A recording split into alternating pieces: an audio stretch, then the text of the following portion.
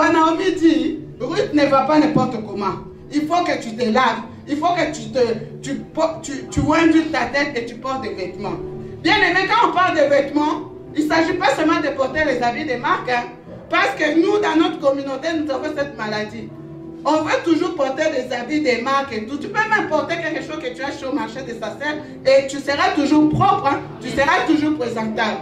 Voilà pourquoi tu peux aussi conquérir le cœur de ton mari. Tu peux aussi conquérir, tu peux aussi t'ouvrir davantage à cette faveur auprès de ton mari par la propreté de ton corps, la propreté de ta maison, et puis en portant de beaux vêtements. Amen. Parce qu'on a remarqué qu'il y a des choses de foi, quand il se réveille le matin, de la même manière que le mari l'a laissé le matin, là, et c'est de la même manière que le mari va se retrouver le soir. Vous pensez que comme ça, le mari va rester chez vous? Non. Maman, il faut se faire belle. C'est pas parce que le mari tu as fait 3, 4 gosses que tu vas te laisser aller. Non. Jeune fille, peut-être que tu n'es pas là, mais ce message te concerne aussi. Ça peut t'aider aussi à faire une bonne rencontre. Ça peut t'aider aussi à rencontrer un fiancé. Ça va t'aider. Il faut savoir se faire belle. Il y a des mamans qui sont fort bonnes seulement pour aller à l'église. Mais chez elles, à la maison, je ne maquille pas. Il reste ça. C'est pas bon. Il faut savoir se faire belle. Il faut savoir s'entretenir. Amen. Ça, c'est le premier point. Est-ce qu'il y a une forme de distinction en ce lieu? Alors, la deuxième dimension, c'est la dimension de l'offrande. Donc, comme il me reste 20 minutes, je crois qu'on n'aura pas le temps de lire tous les textes. Mais quand on parle du séminaire, on parle de l'enseignement. Mais on ne pourra pas tout lire. Vous allez lire à la maison. Amen. La deuxième dimension, c'est la dimension de l'offrande. Quand on parle de l'offrande, on voit automatiquement la notion des sacrifices. Amen. Alors, par rapport à ça, bien-aimé de Dieu, il y a des exemples dans la Bible. On nous parle, par exemple, de Anne. On nous parle de Anne. Anne qui était stérile, bien-aimée dans le Seigneur. Un jour, elle a été visitée par Dieu. Elle a été bénie par un enfant qui s'appelle Samuel. Vous lirez ça à la maison dans 1 Samuel, au premier chapitre, à partir du 21 verset jusqu'au 28e verset. Comment Anne était bénie par Dieu, par un fils Samuel. Et bien aimé dans le Seigneur, la Bible nous dit que Anne avait fait le vœu à l'Éternel. Elle avait dit qu'elle va offrir cet enfant à l'Éternel. Samuel sera au service de l'Éternel. Et la Bible nous dit que ce qu'elle avait promis à Dieu, elle a fini par réaliser. Elle avait offert son fils au service de l'Éternel. Et la Bible nous dit que, si nous lisons encore plus loin dans Samuel toujours, Anne, après, elle avait réussi à avoir d'autres enfants. Amen. Alors que, normalement, quand on est avancé en âge, la probabilité d'avoir plusieurs enfants est réduite.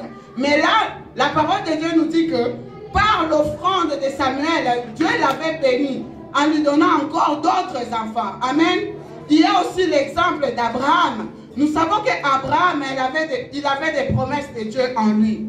Mais quand Abraham avait eu son fils Isaac, Dieu l'avait mis en épreuve en lui demandant de lui offrir cet enfant unique. Bien aimé dans le Seigneur, dans le livre de Genèse 22, à partir du premier verset jusqu'au verset 18, la Bible nous dit que Abraham avait obéi à la parole de Dieu. Il était prêt à sacrifier son fils unique, Isaac. Bien aimé dans le Seigneur. Et quand l'Éternel a vu l'obéissance d'Abraham, l'Éternel lui dira, Abraham, puisque tu as obéi à ma parole, je bénirai ta postérité. Amen. Ta postérité deviendra plus grande que les étoiles dans le ciel. Amen. Que ta postérité deviendra grande comme le sable au bord du lac. Vous lirez ça dans Genèse. Bien-aimé de Dieu, regardez comment le sacrifice peut ouvrir la porte de la faveur de Dieu. La Bible nous dit qu'Abraham était béni. Abraham était appelé le père de la multitude à cause de l'offrande. Et tout à l'heure, nous avons lu la parole de Dieu au sujet de la femme de distinction, la femme sunamite. Elle qui était stérile, mais à cause de son offrande, elle a offert à l'homme de Dieu sa maison. Elle a offert sa nourriture. Elle lui a offert une chambre haute. Bien-aimée dans le Seigneur, cette femme était bénie. Regardez comment l'offrande, le sacrifice peut ouvrir la porte de la faveur. Amen. Amen. Bien-aimé, la Bible nous parle d'un enfant unique. Abraham avait un enfant unique. Anne avait un enfant unique. Ils n'ont pas hésité à offrir à Dieu cet enfant unique. C'est comme nous, bien-aimés dans le Seigneur. Nous pouvons attirer la faveur de Dieu aussi par nos offrandes, par la dîme, par différentes sortes de libéralités. Maman, tu as un problème de stérilité. Est-ce qu'il t'est déjà arrivé d'offrir à Dieu une offrande par rapport à ton problème de stérilité? Tu as un problème de chômage. Es-tu déjà venu offrir à Dieu une offrande par rapport à ton problème de chômage? Bien-aimés, apprenons à marquer le cœur de Dieu par nos offrandes, par toutes sortes de libéralités, par nos dîmes. Et c'est alors que la faveur de Dieu, bien-aimé, de Dieu viendra encore davantage sur nous. Alléluia! Alléluia! Bien-aimés dans le Seigneur, nous sommes dans une société où, surtout nous qui venons d'Afrique, bien-aimés dans le Seigneur, les femmes, nous avons toujours cette culture, nous avons toujours cette mentalité que c'est l'homme qui doit tout faire. Amen. C'est l'homme qui doit tout faire pour la femme. Aujourd'hui, bien-aimé de Dieu, laisse-moi te dire, maman, que ton offrande peut t'ouvrir aussi la porte de bénédiction. Tu peux bénéficier aussi de la faveur de ton mari. Tu peux conquérir le cœur de ton mari. Vous allez me dire, maman Priscilla, mais comment? Oui, avec les cadeaux. Tu peux offrir reçu à ton mari un cadeau. Bien-aimé dans le Seigneur, l'homme qui t'a fait venir en Europe, tu n'as jamais pensé à l'offrir ne fût-ce qu'une chemise. Est-ce que c'est normal? Bien-aimé, tu peux offrir à ton mari un pantalon, une paire de chaussures, une ceinture. Peut-être que c'est petit à tes yeux, mais tu ne sais pas le fait que ça peut produire dans son cœur. Alléluia. Peut-être que cette paire de chaussures-là peut permettre de pousser ton homme à t'offrir même une voiture. Amen. Peut pousser même ton homme à t'offrir une maison. Amen. Bien-aimés, soyons des femmes qui sachons offrir à nos maris des cadeaux. Amen. Nous sommes dans une société évoluée. N'attendons pas seulement que l'homme fasse tout pour toi. Amen. C'est du donnant. Donnant. Alléluia. Est-ce que je peux continuer? Est-ce que je peux continuer? Est-ce qu'il y a une femme qui m'a comprise ici? Amen. Si tu es là, acclame pour toi-même. Bien-aimé dans le Seigneur, le troisième point, la troisième dimension, c'est la dimension de l'obéissance. C'est la dimension de l'obéissance. Bien-aimé, quand on regarde la parole de Dieu, la Bible nous dit que Dieu nous a donné son Fils unique par amour. Amen. Amen. Jésus lui-même s'est offert par amour. Amen. Il a donné sa vie gratuitement. Amen. Par amour pour toi, par amour pour moi. Amen. Voilà pourquoi à notre tour, nous lui devons obéissance. Obéissance à sa parole et la soumission par la prière, par l'adoration. Amen. Si nous sommes là, c'est pour adorer le roi des rois. Amen. Quand on adore Jésus, bien-aimé, on peut que s'attirer de bénédiction. On peut que s'attirer la faveur de Dieu. C'est très important d'être des vrais adorateurs. Bien-aimé dans le Seigneur, par la prière, on se soumet aussi à la volonté de Dieu. On se soumet à Dieu. Prenons le cas d'Esther. Nous connaissons tous l'histoire de la reine Esther. Alléluia. Amen. Vous pourrez lire ça à la maison, l'histoire de la reine Esther. Nous savons comment est-ce que Esther, elle a réussi à déjouer le plan de Haman. Amen. Comment est-ce que Esther, elle a réussi à obtenir la double faveur auprès du roi. Amen. Par la prière. Par la prière. Pendant que Haman était en train de comploter comment exterminer le peuple juif. Bien-aimé, face à ce problème, Esther a dit non, je dois m'agenouiller, on doit prier. Bien-aimé, on doit prier. Nous connaissons tous le jeûne qu'on appelle le jeûne d'Esther. On doit jeûner, on doit prier. Et la Bible nous dit que Esther avait réussi à obtenir la faveur auprès de son mari qui est le roi. Elle a réussi à sauver la vie de tout un peuple. Alléluia. Et ça ne s'était pas arrêté là. Elle avait réussi aussi à obtenir la faveur de pouvoir exterminer tous les ennemis du peuple juif. Double faveur. À cause de quoi? De la prière. À cause de la prière. À cause du jeûne. Alors pourquoi, maman, toi tu n'aimes pas jeûner? Quand à l'église on vous dit il faut qu'on jeûne, ah toi tu rentres chez toi à la maison, tu dis ah ça c'est l'affaire du prophète Gloire et de maman Nacha. Hein? Le jeûne, bien-aimé, peut attirer la faveur de Dieu dans ta vie. Amen. Amen. Il faut s'intéresser aux choses du royaume d'abord. Il faut s'intéresser aux choses spirituelles d'abord. Il faut s'intéresser aux choses de l'église d'abord. Alléluia. Bien-aimé, les exemples sont nombreux. Quand on regarde dans la Bible, même la femme qui avait perdu beaucoup de sang pendant de nombreuses années, bien-aimé dans le Seigneur, son attitude, son comportement, bien-aimé, son abaissement, sa soumission, et s'était dit en elle-même, si je touche seulement le vêtement de Jésus, je serai guéri. Bien-aimé dans le Seigneur, la Bible nous dit que la femme était guérie à l'instant même. Donc ton attitude, ton comportement peut attirer la faveur de Dieu dans ta vie. Ça peut aussi attirer la faveur de ton époux, la faveur de ton mari, la soumission. Je ne parle pas de la soumission aveugle, hein, parce que la même parole dit que homme, mari, aime ta femme, comme Christ a aimé l'Église. Bien-aimé, vous savez comment est-ce que Jésus a aimé l'Église? Hein? Il la voulait sans tâche et sans rude. Donc Marie, tu as vraiment une lourde responsabilité. Bien-aimé, Marie, aimez vos femmes.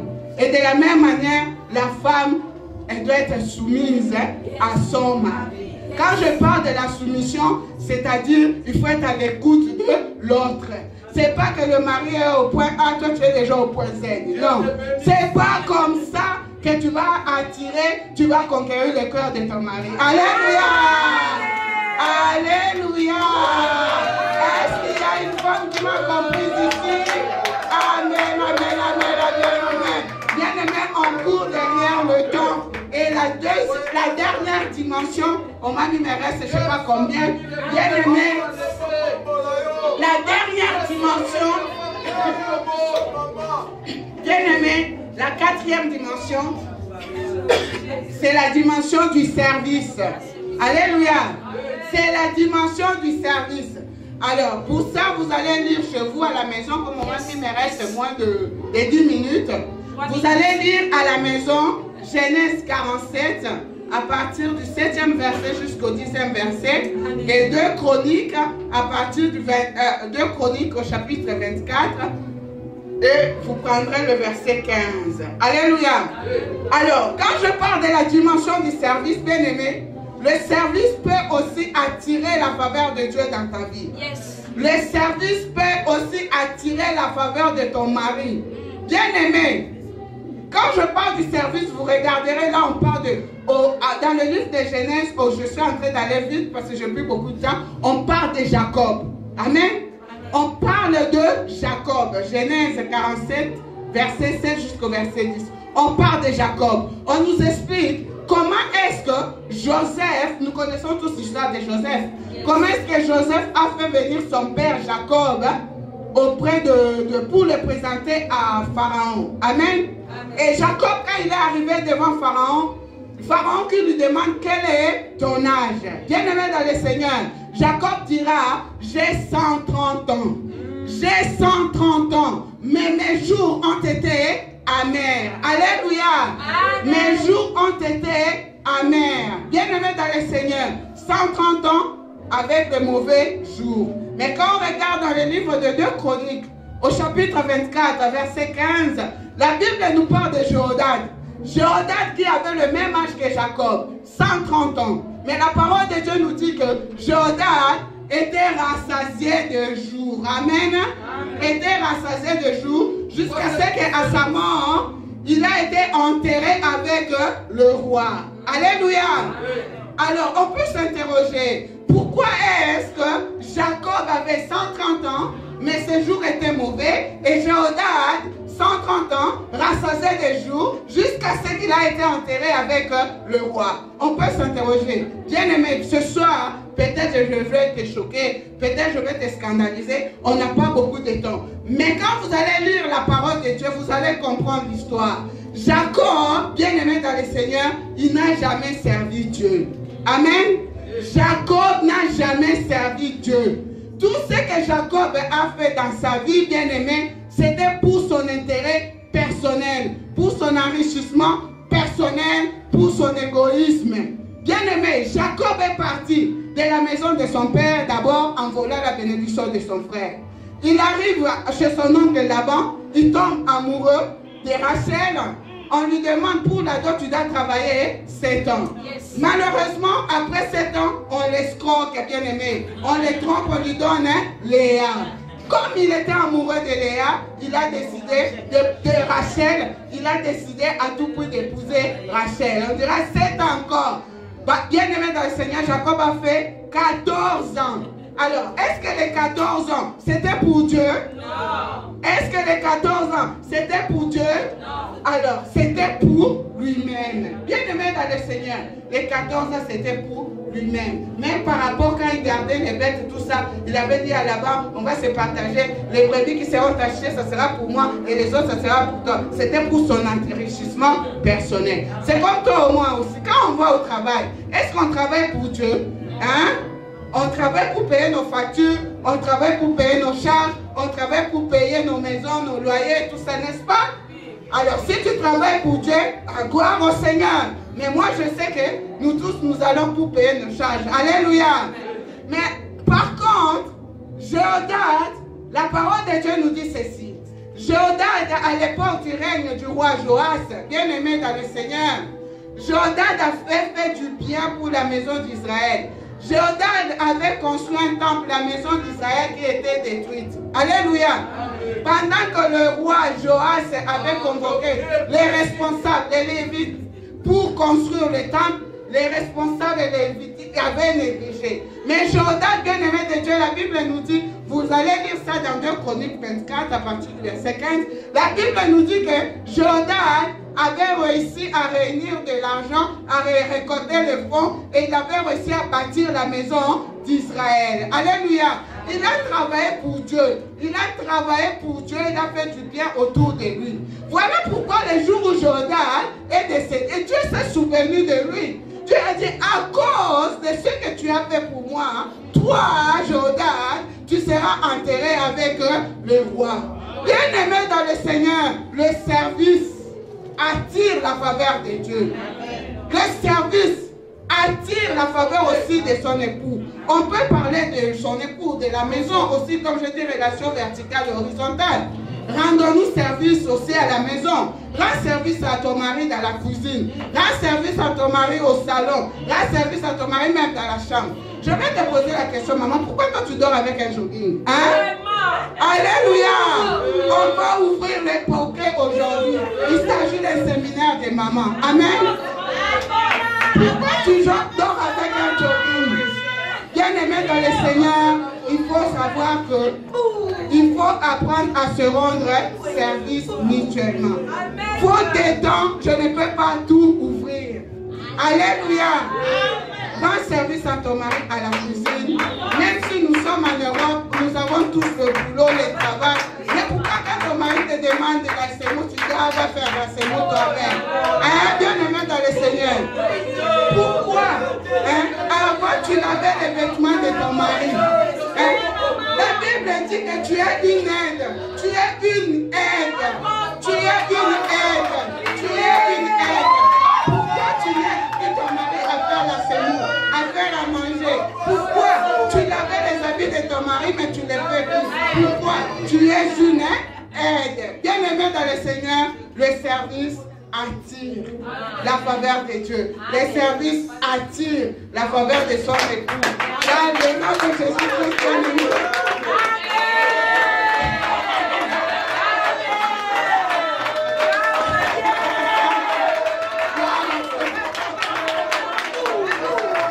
Notre bénédiction est liée au service. C'est très important que nous puissions servir Dieu avec amour. Voilà ce que j'ai pu donner rapidement. Je n'ai pas pu aller plus loin, mais le Seigneur permettra que prochainement nous puissions à nouveau développer. En tout cas, merci beaucoup, que Dieu vous bénisse.